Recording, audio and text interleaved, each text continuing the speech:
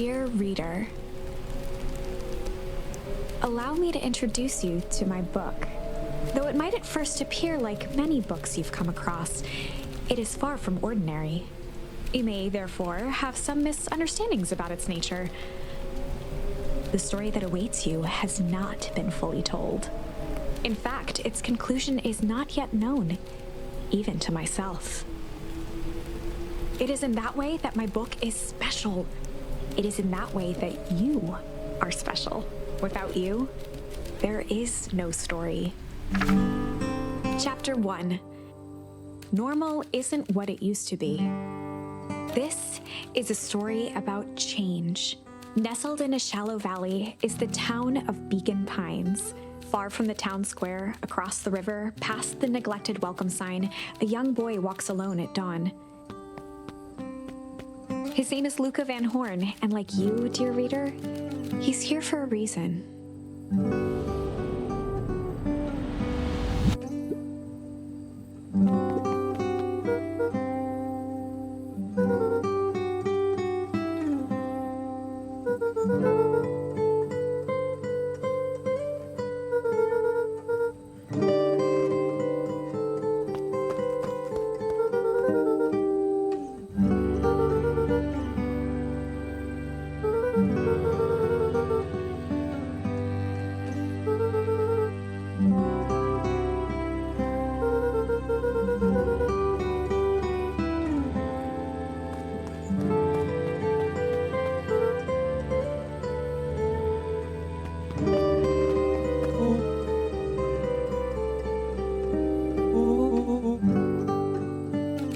Was Luca's closest friend.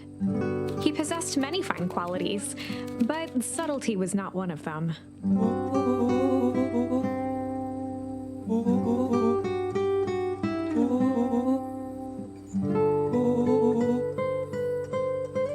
Rollo finally noticed the tears welling in his friend's eyes and the flowers on the grave.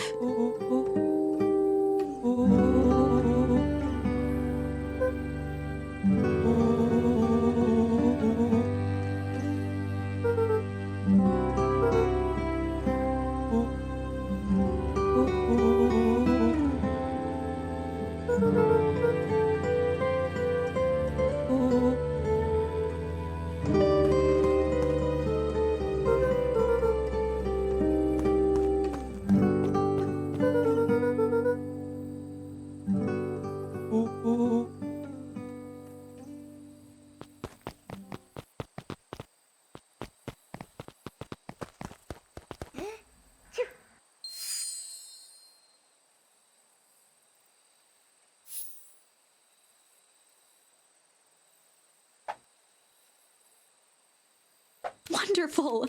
I had a good feeling about you from the moment you opened my book. That charm is a very special thing. Very special indeed. Keep hold of it for now. Its purpose will reveal itself soon enough.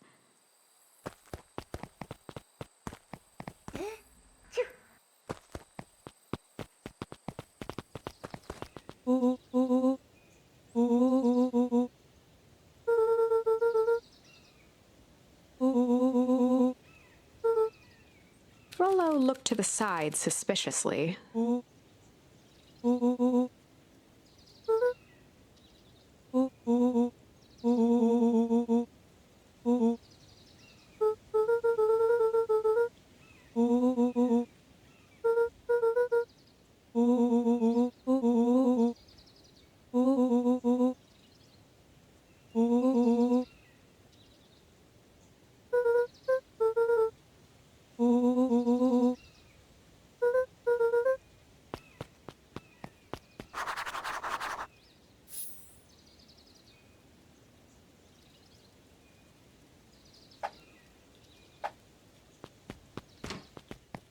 Dear reader, forgive me for this interlude. Remember that charm you found in the dandelion patch? There are more of those special charms to discover throughout Beacon Pines. They've been known to reveal themselves to those who are willing. Some of them can be found in this very house.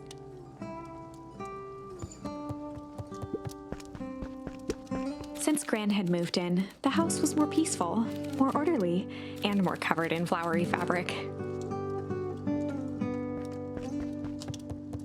One of his father's old stethoscopes. Luca had spent countless hours listening to anything and everything with it. Not for years, though.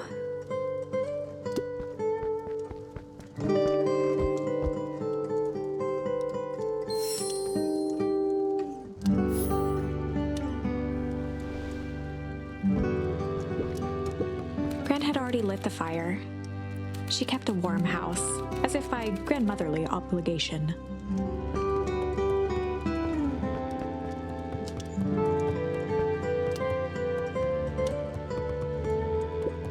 Luca paused at his parents' bedroom door. He just wasn't ready to go in yet. Gran had commandeered the upstairs closet when she moved in. "Some things need shelter from a young boy's mischief," she said.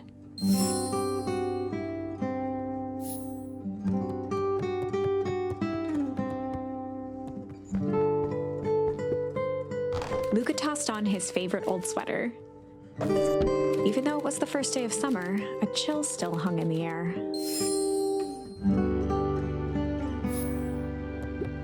Gran's moving in meant that most of Luca's things had been crammed in the corner. Luca was somewhat annoyed by the situation. Gran's bed was undisturbed. Luca didn't mind that she had a habit of falling asleep in front of the fireplace. It meant that he could read late into the night.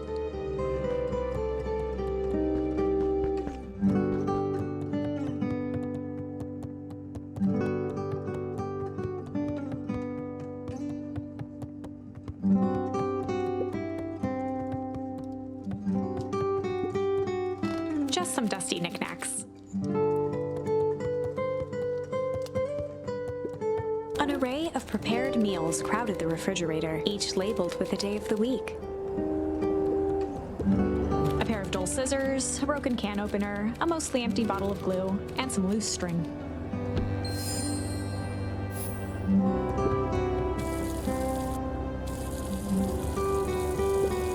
The only piece of furniture Gran had brought when she moved in was an old hutch.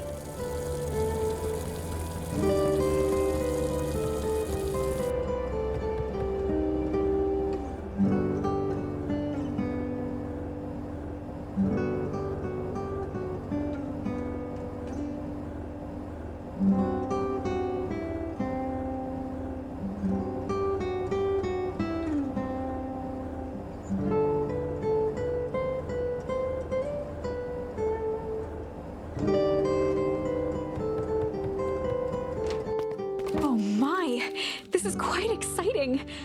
I am now certain that you are the one I've been waiting for all these years. You'll recall I was a bit coy regarding the use of charms earlier. Excuse me, I tend to have a flair for the dramatic. You are about to encounter your first turning point. There are certain times in this tale when everything hinges on a single word. Step forth, dear reader. A sturdy old wheel. Young Luca would spend hours hiding in the bushes, waiting for a chance to jump out and startle his mother. She always enjoyed humoring him by feigning terror. A beginner's guide to gardening laid open on the bench.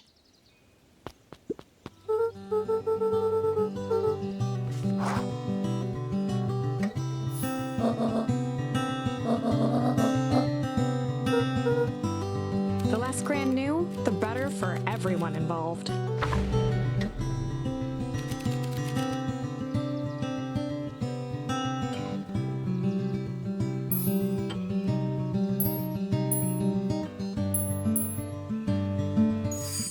We were just gonna go chill for the day.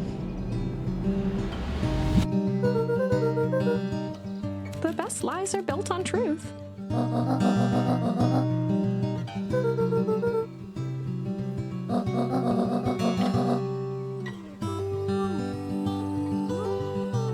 Easy. Impressive. You've managed to navigate your first turning point without too much of a mess. That is the power of charms. A single word can change everything. I think it's time to introduce you to the Chronicle. The Chronicle is a record of the decisions you've made. You can see the turning point which has been revealed.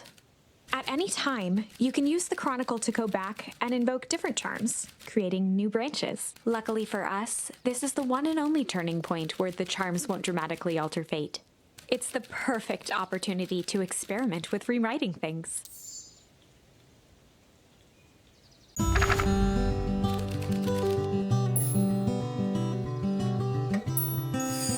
We were just gonna go hide for the day.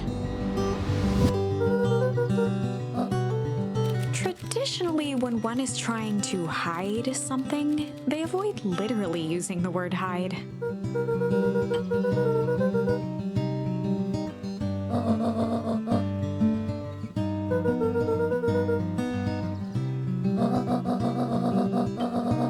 All's well that ends well.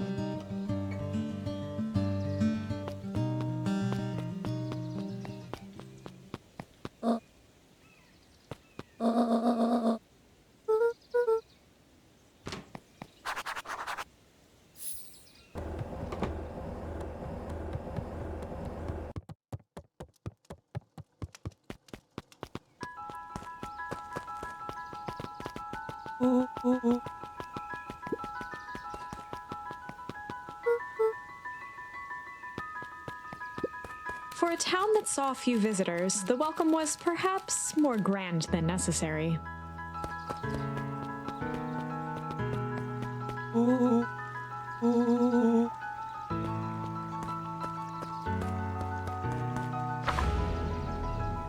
Chapter 2. Welcome to Beacon Pine. For many years, this valley had been a small mining outpost. It wasn't until Sharper Valentine built his fertilizer company that Beacon Pines was established. Over the next 30 years, the town had grown and prospered until the foul harvest and his sudden death. In the 6 years since, everyone was simply trying to get by.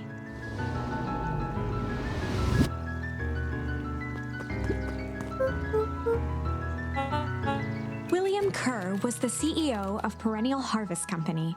He had become a fixture around town over the past few years. After the failing of Valentine fertilizer, the town was hungry to welcome a new source of employment.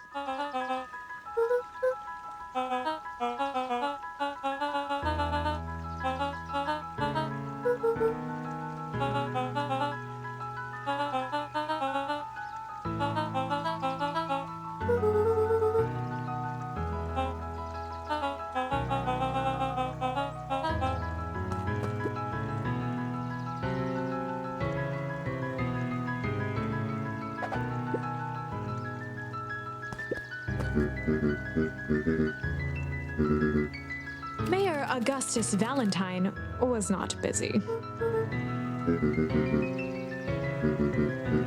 Flustered, Gus instinctively loosened his tie.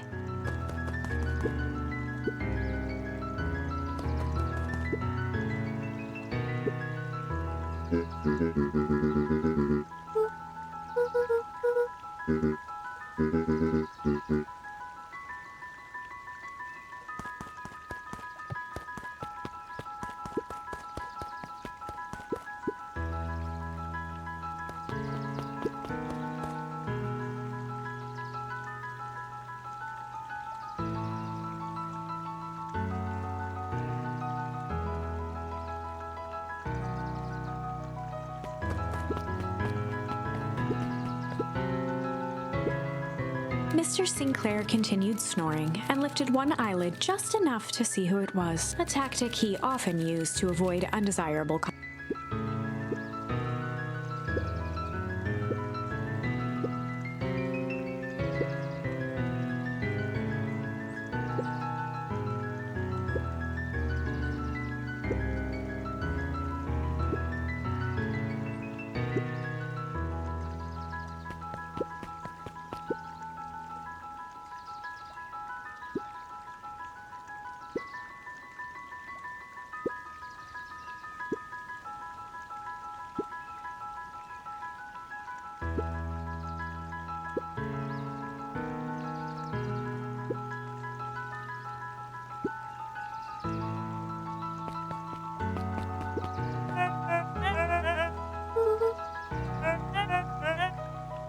He pulled a pen from the pocket of his sweater vest and began to frantically jot something down.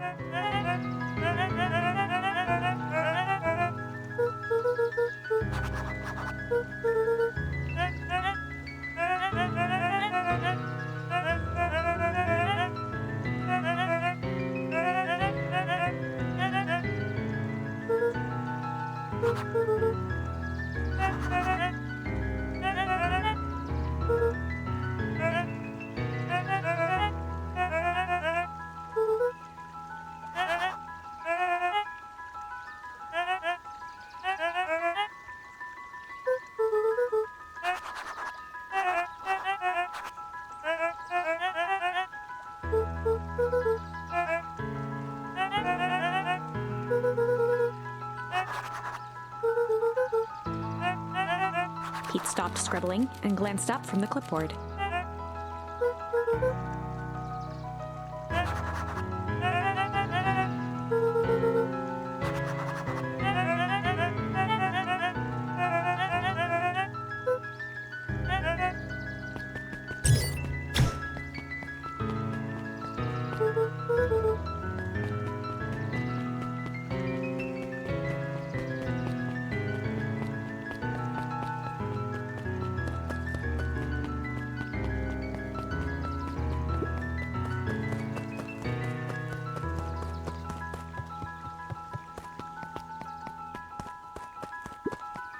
The road leading to Beacon Pines was long and uninspiring, a sort of natural barrier for the impatient.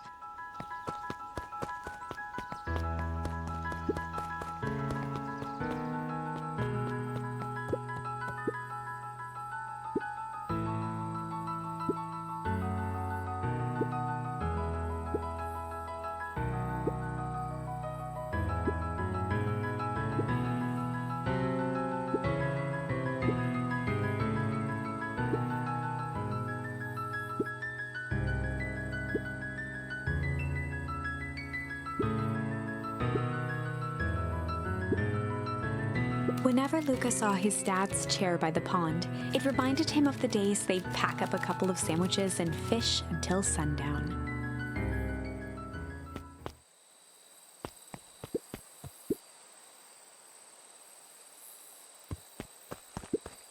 Luca opened the tackle box and picked the perfect bait.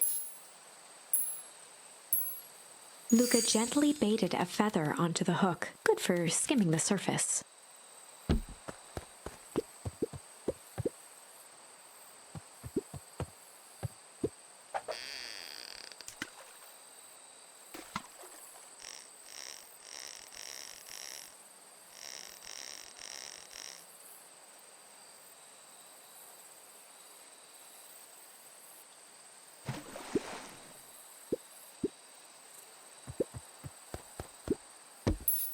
Luca gently baited a good for skimming the surface.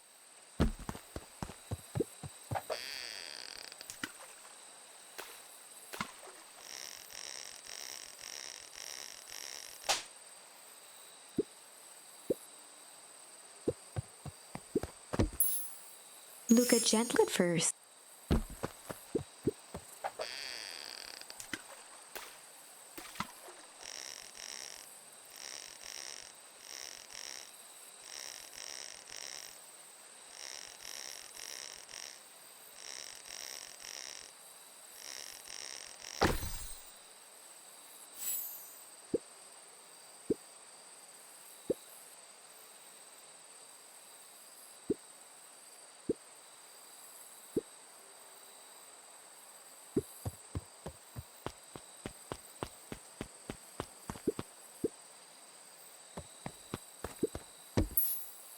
Luca tied a shoestring. What fish could resist a knife?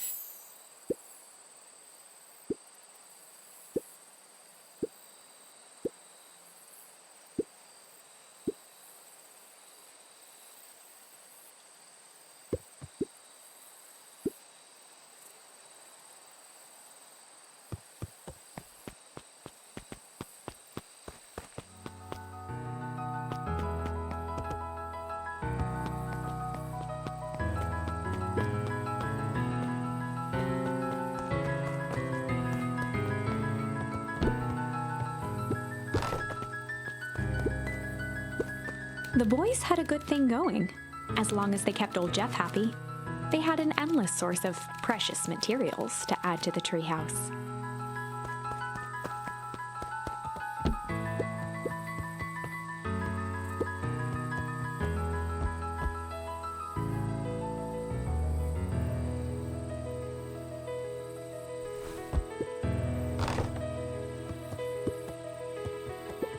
After Luca's father had passed, Rollo became obsessed with them building their own Hank atomic star scraper.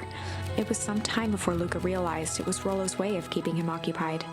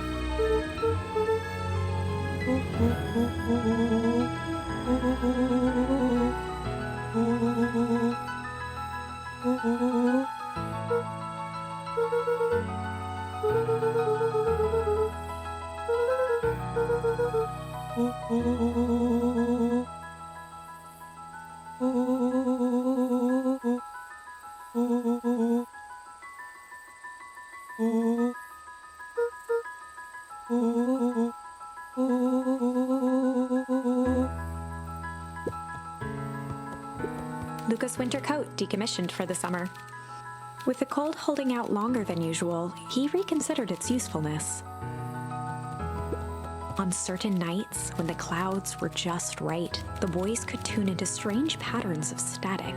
Rollo thinks it's aliens. He always thinks it's aliens.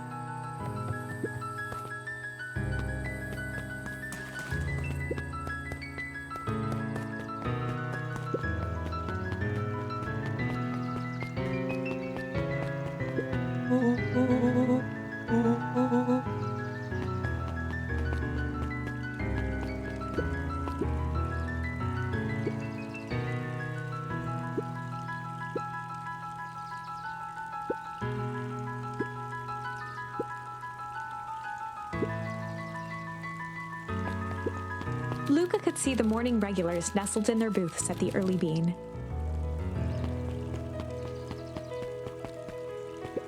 Miss Hatch could often be found near the fountain, too absorbed in a book to be distracted.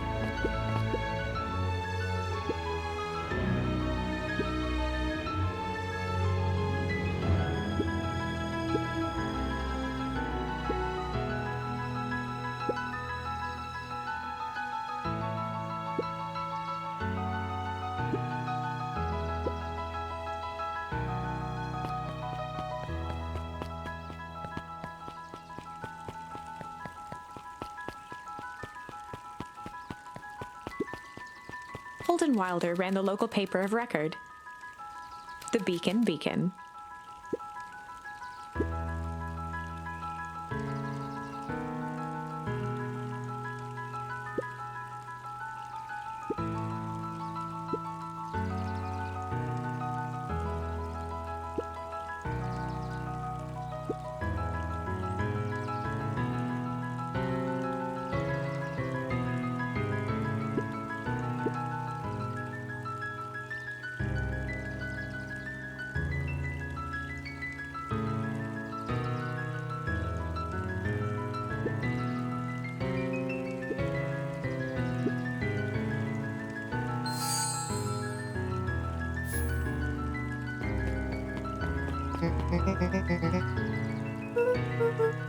Oh, right. Rendezvous with Roxy. This is an important turning point. The first time where your charms will change the course of fate. And currently, we only have one suitable charm at our disposal. Have no fear, we can always return later using the Chronicle once we find more charms. Well, now I'm just rambling. Where were we?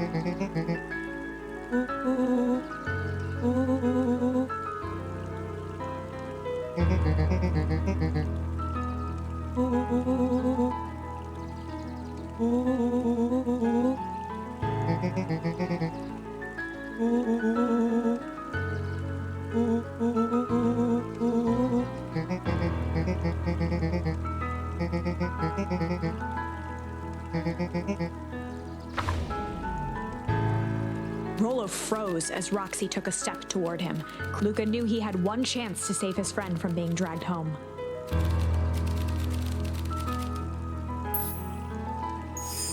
In the past, he found the best way to deal with an enraged Roxy was to be a little chill.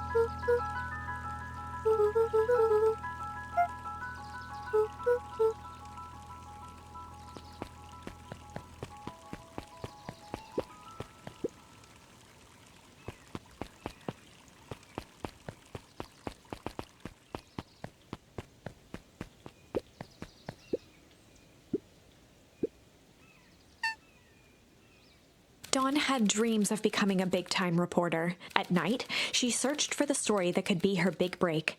By day, she hawked papers at the newsstand.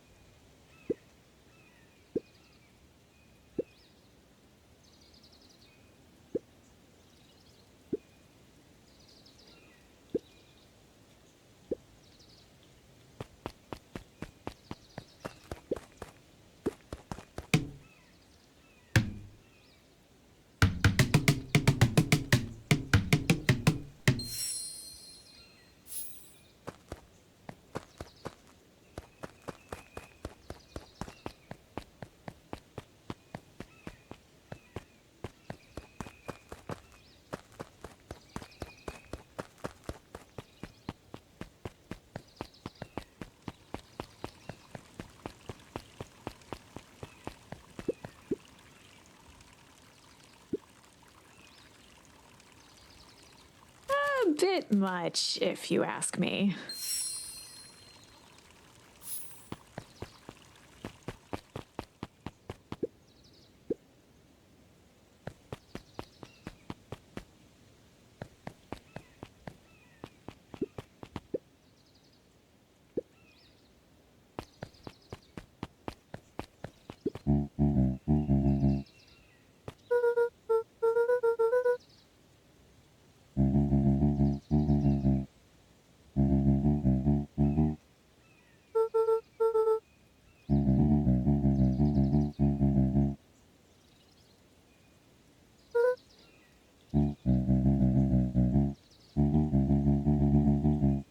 A promise Gran regretted the second it was made.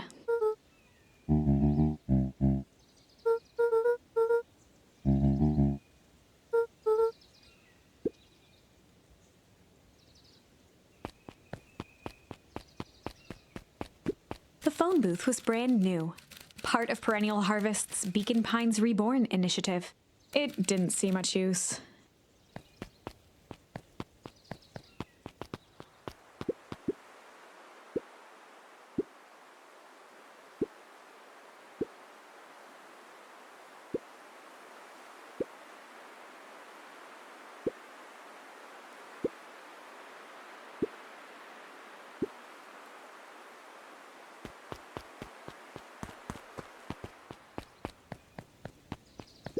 The Valentine Mansion loomed over every other building in town, both figuratively and literally.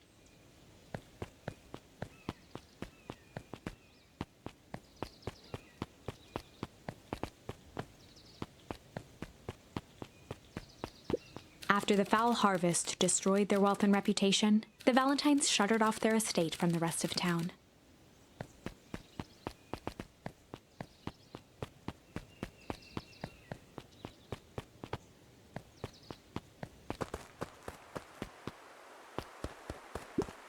Luca peeked up at the beehive. It appeared to be deserted.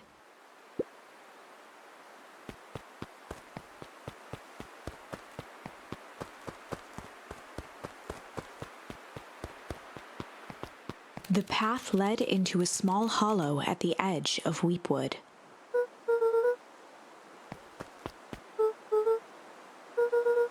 The fence thrummed with a gentle electric buzz.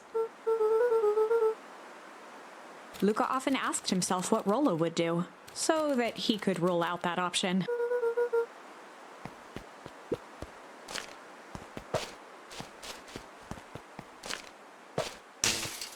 As sparks flew from the fence, the light atop that section shut off. 2 bulbs remained.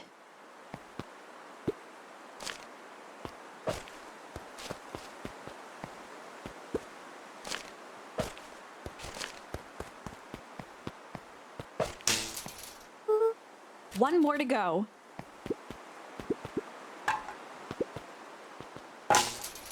The fence's buzzing gave way to silence. Every kid in town knew the old Valentine fertilizer building. Long abandoned, the warehouse once served as the industrial heart. Now it stood only as a reminder of things left behind. The dormant building showed strange signs of life.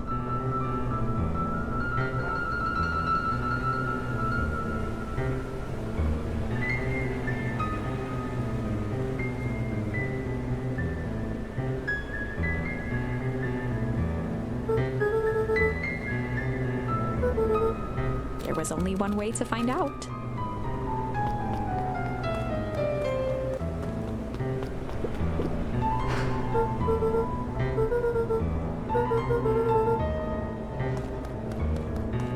The hose emitted a subtle sound. It was actively draining some kind of liquid. The water looked almost diseased. It flowed slowly into the woods.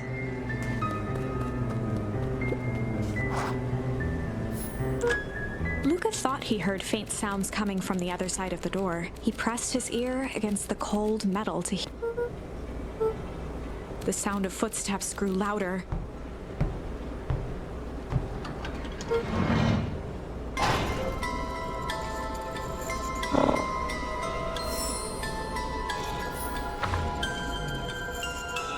The heavy steel door knocked Luca to the ground. Disoriented, he looked up to see an imposing figure silhouetted in a green glow. It lunged toward him.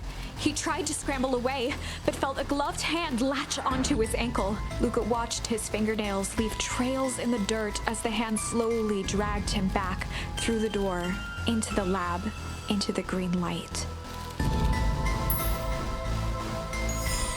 This is a story about change. It was far from the sort of change Luca imagined for himself. But change is, after all, a dangerous animal. The end? I probably should have warned you about this. There are many paths that our story can take. Most will end in tragedy. But don't let that discourage you. We will find the ending that this story deserves. I just know it. From here on out, a charm will have a checkmark when it's been used to its full potential at a given turning point. Now, let's try something different.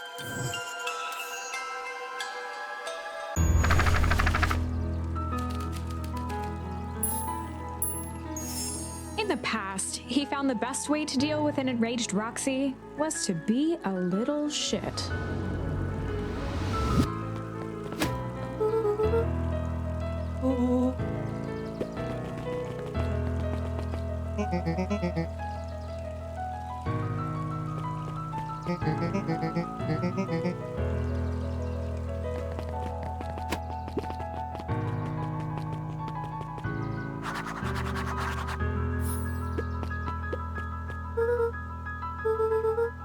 Solomon Valentine, current ward of and future successor to the Valentine fortune, huffed as he brushed off his pants.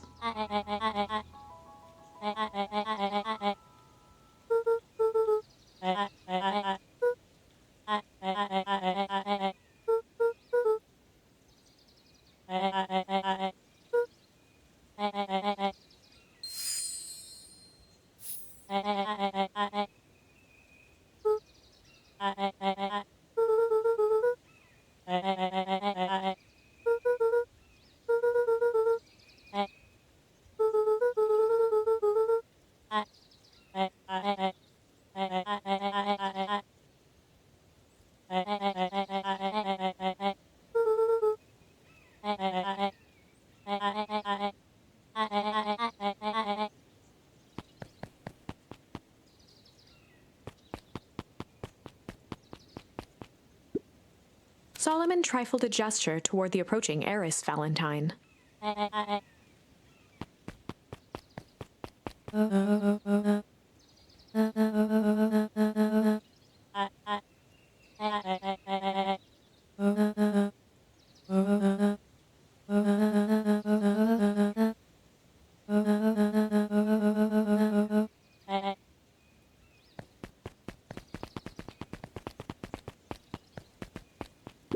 Jeff's hardware closed down about a year ago. The effects of the foul harvest stretched wide. When there are no crops in the field, tractors don't need fixing.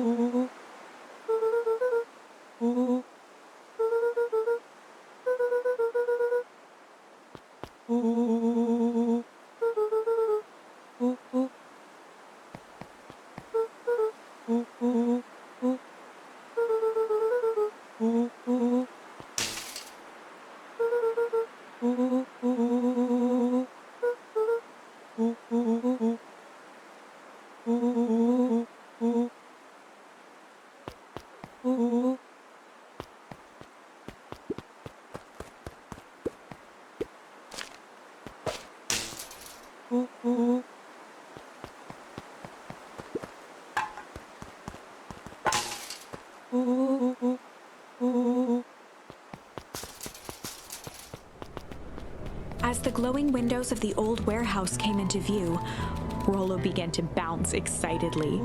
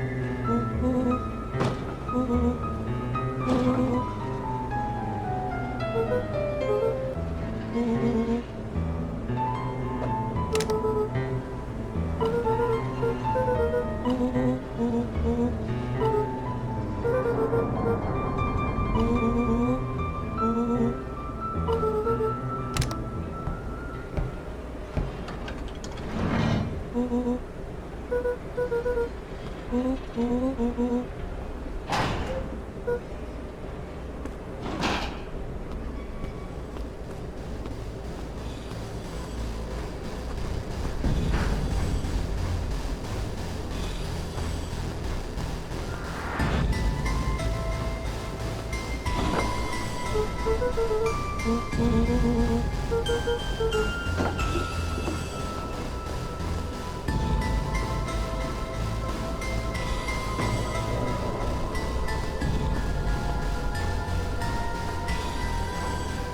boy sat petrified under the weight of the bag.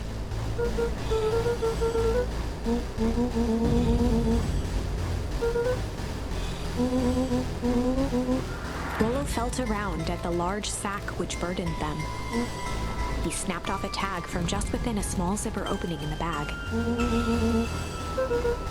Rollo held the badge up to a faint shaft of light within the dumpster.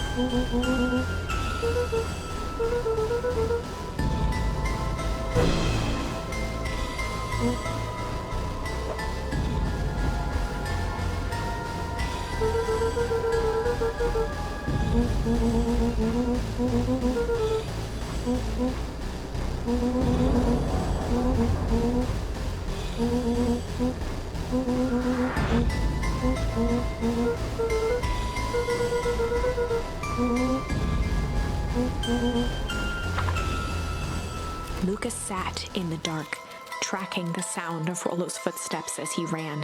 1, 2, 3. He pressed his ear to the dumpster wall, straining to hear Rollo's footsteps as they faded away. 15, 16, 17. He tried not to think about the contents of the dumpster as he counted. 35, 36, 37. The thick stench made it hard to breathe. Screw it, that's long enough. Luca carefully lifted the lid and peered out. Nothing. No sign of Rollo. No sign of the man in the yellow suit. Time to haul ass. Luca clambered from the dumpster, stumbling to his knees. He was up like a shot and running, sprinting toward home as fast as he could. Beacon Pines flew by, blurred by the tears that welled up in his eyes. He wouldn't remember getting home at all that night. Throwing his front door open, storming up the stairs to his room and surrendering to sleep almost as abruptly as he hit his pillow. Chapter 3. Finding a friend. The next morning, it was quieter than usual at the breakfast table. Only the sound of silverware and chewing interrupted the awkward silence.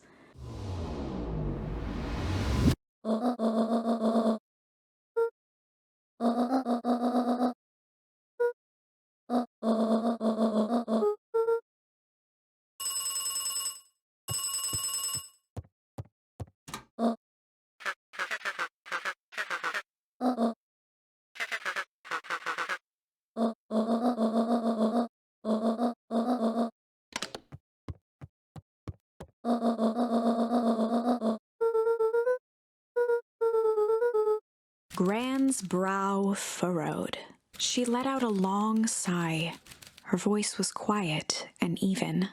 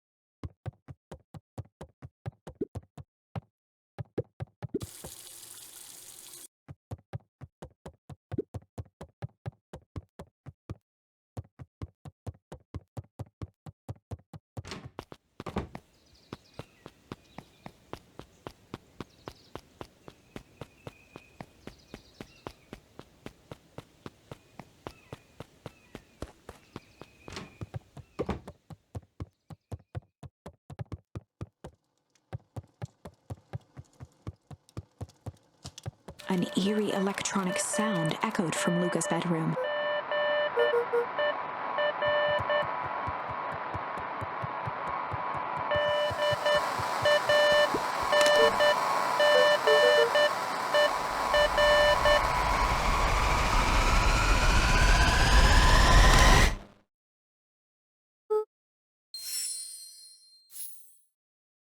Luca glanced at the now silent walkie-talkie. He wasn't sure what to think.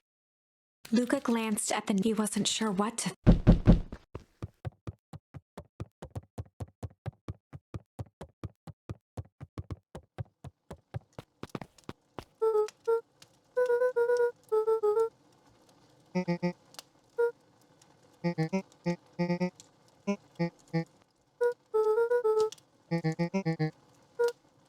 A pit formed in Luca's stomach.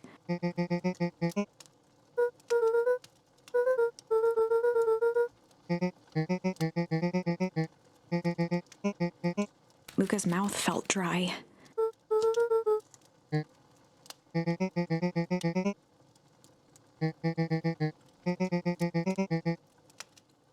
Luca could feel his heart beating in his throat.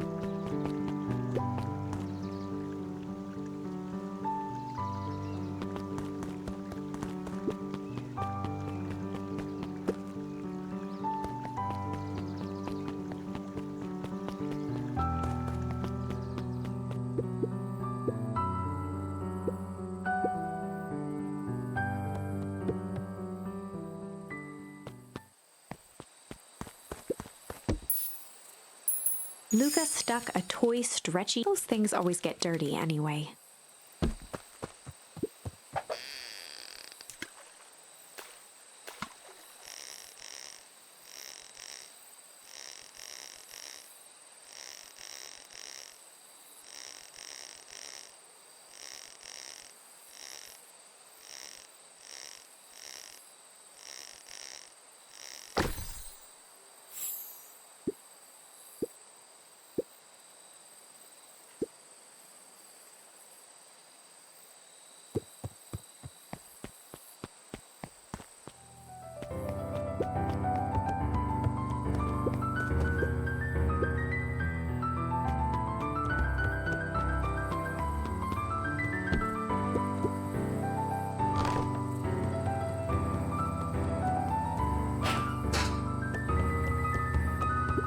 Luca looked up at the satellite dish.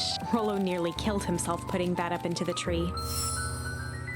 While it didn't turn the radio into an interstellar communicator, as he'd hoped, it did at least boost the signal enough to overhear truckers one town over.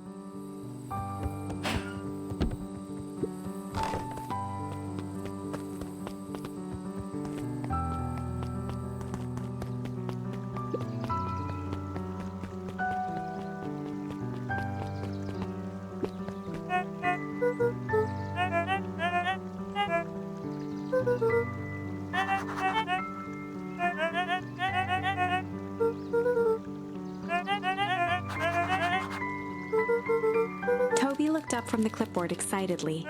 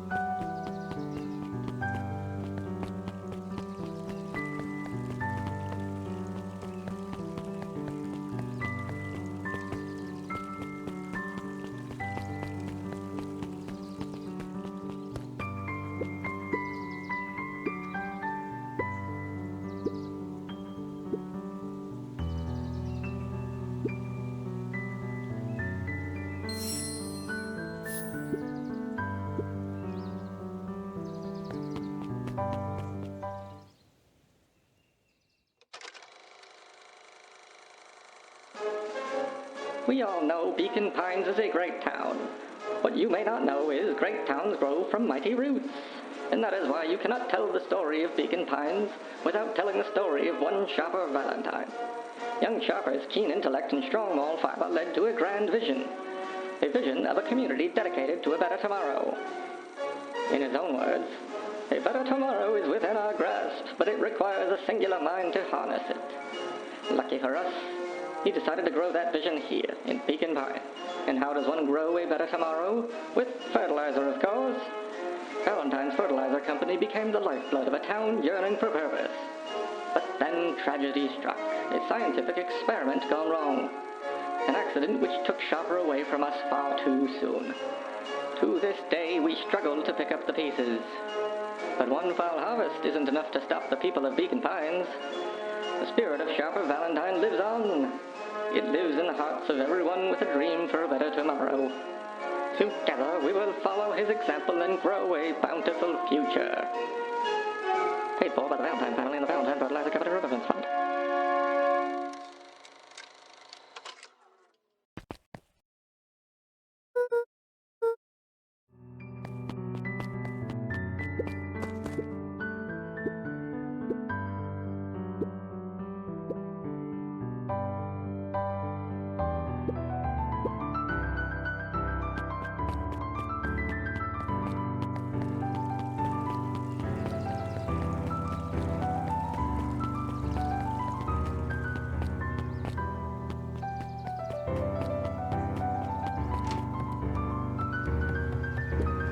Otto volunteered at the library during the summers. He wasn't very social, so he'd dedicate each summer to becoming an expert in a single subject, making him a reliable source of very particular knowledge. If you were to ask Kato something he didn't know, he'd escape into the dusty old bookshelves and return with just the right thing. Kato was lost in his reading. Luca crooked his neck to see the title, Introduction to Melitology.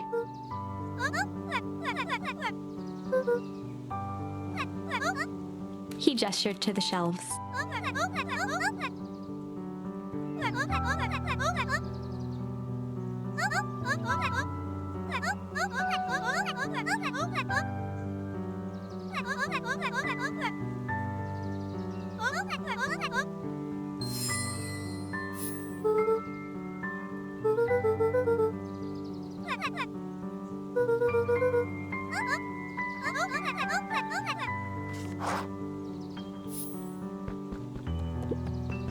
cobs I've eaten, a salad-centric travel guide for the mildly adventurous. Sally Seashore's simple, succulent sundries. Luca brushed off a smudge of dust. Or maybe it was flour. 30 recipes so easy you'll doubt it's even edible. A peek behind the curtain. The methods and ruminations of Patrick C. Montesquieu. One of the greatest acting minds of our time by Patrick C. Montesquieu.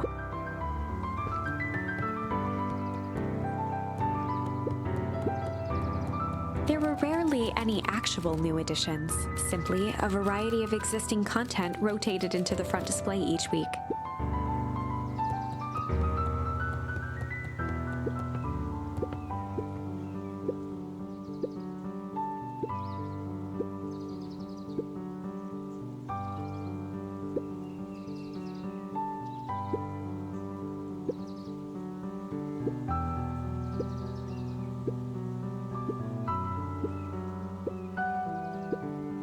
The bottom corner shelf was a dusty array of thick science books. Only one binding was clean enough to read: Cellular Biology and the Chemistry of Mitosis.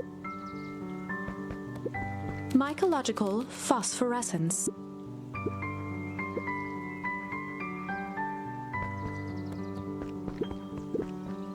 The entire top level of the library was devoted to comics, most of which were Hank Atomic and the myriad of lesser, revered spin-offs.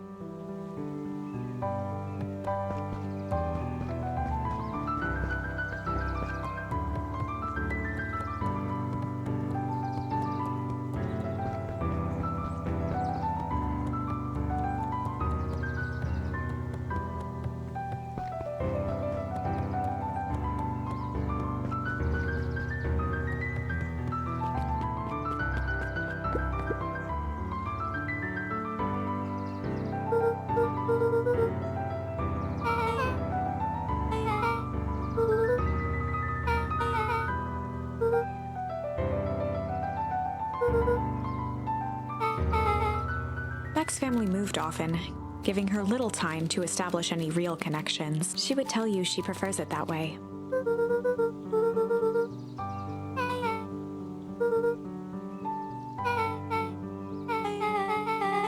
Luca shifted his feet uncomfortably.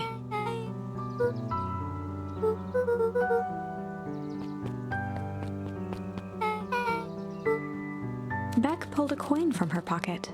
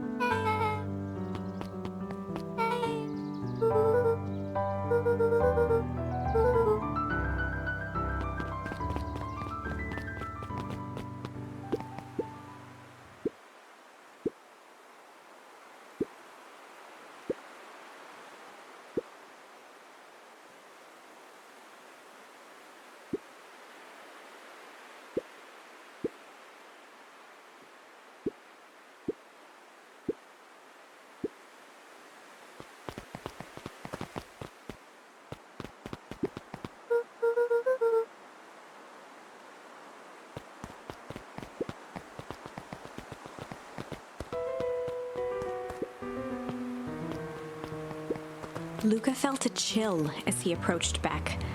Her eyes were locked on the strange green liquid. The nearby grass was coated in a fine layer of frost.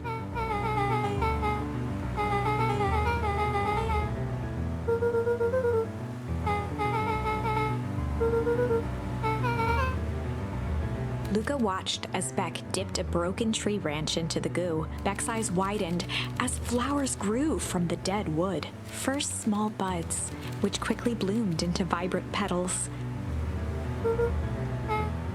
As quickly as they had grown, the flowers began to shrivel and turn gray. Beck dropped the stick with a grunt of disgust.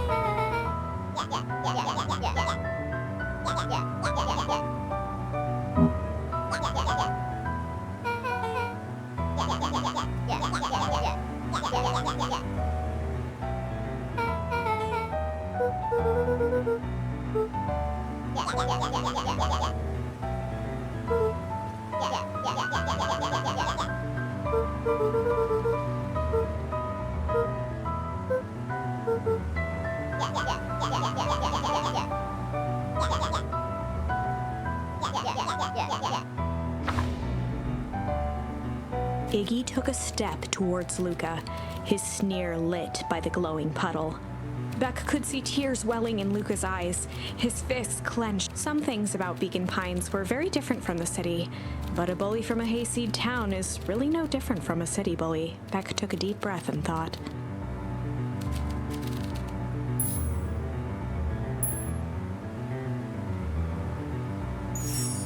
Well, time to bust out the strange.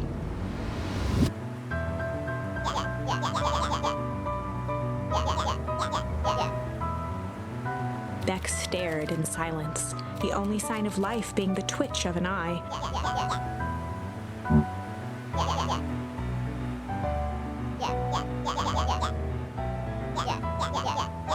At the sight of Iggy taunting Beck, something in Luca snapped. Iggy's smirk shifted to a look of shock as Luca launched himself into his stomach. Iggy's clothes were drenched in the glowing ooze. Iggy's voice began to slur as he struggled to get up.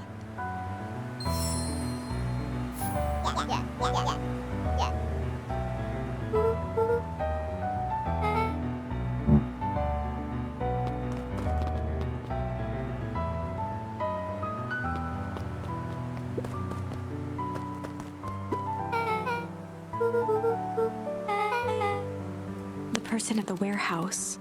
The strange ooze and what it did to Iggy. Was Rollo caught up in all of this?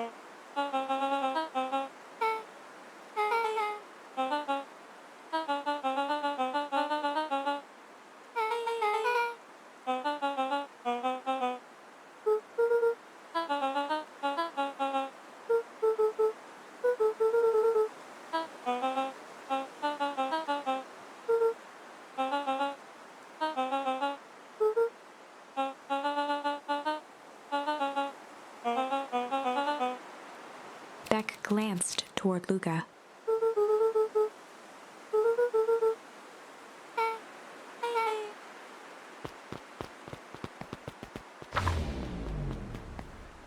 Rollo was safe.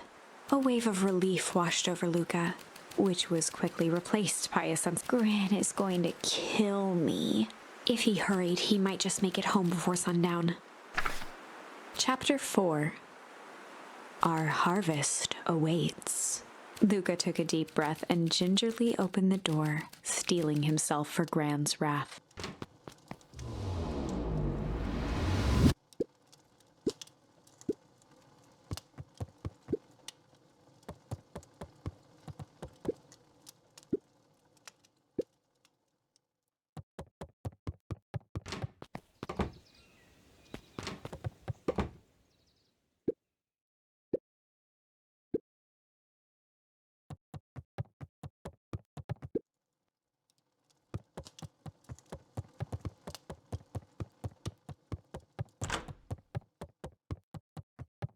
Luca was alone. The house was empty.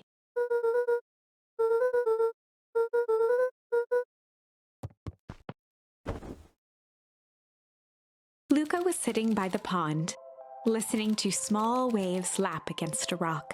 His father sat in a folding chair in front of him. Without turning, he spoke. "Why don't you grab me some nice bait?" "Sure thing, Dad." Luca hopped over to the tackle box and popped open the lid. Inside was a rolling, buzzing mass. We're fishing with bees? Luca's father gave a warm chuckle. Well, you catch more fish with bees than honey. Pick us out a good one. Luca closed his eyes and plucked out a bee. He could feel its wings struggle between his finger and thumb. Holding it at arm's length, he hurried over. His father deftly baited the hook and examined his work. Interesting choice. With a practiced flick of the wrist, the line buzzed in a graceful arc. The water accepted it without a splash or ripple. The wrong choice. But I respect it. The pond began to freeze over. Sometimes we gotta make the wrong choice before we can make it right. Pallid ice propagated across the still surface with an alarming speed. Luca scrambled back as the ground beneath him turned cold. Dad, I don't understand. Sorry, kiddo. Understanding isn't always part of the deal. The relentless ice shot through the fishing line toward his father. Dad, look out! His father casually wound the reel. None of it's your fault, you know. Never was. Dad, we have to go! Luca grabbed his father's shoulders, trying to pull him away. Please, you have to run! The ice crackled as it spread across his father's hands. That's the thing about fishing, Luca. His chest began to crystallize. You toss your hook in, and you never know what you're gonna pull out. A shock of searing cold ran up Luca's arms. He gave one last desperate tug. The chair tipped backwards in a single frozen mass. Luca tried to stop the momentum, but it was too late. He watched the icy form of his father slam into the hard ground, shattering into 1,000 pieces that crowded around his feet. Dad, I don't understand. What does all this mean? The gentle rustle of leaves was the only reply.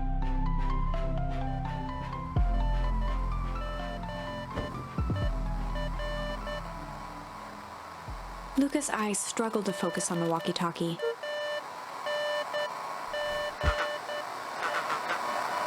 Faintly, he could hear Rollo amongst the noise.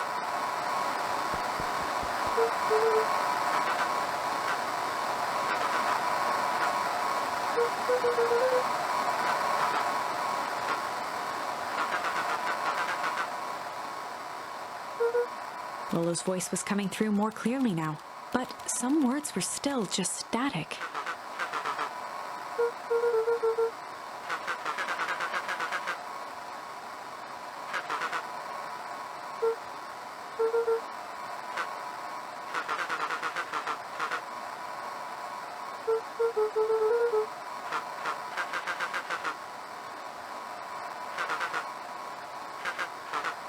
The signal went silent. Luca held still, waiting for a response, his pounding heartbeat marking the passage of time.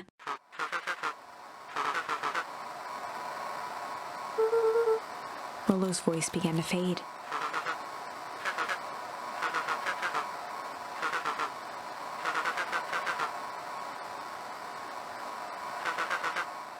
With that, the signal died for good.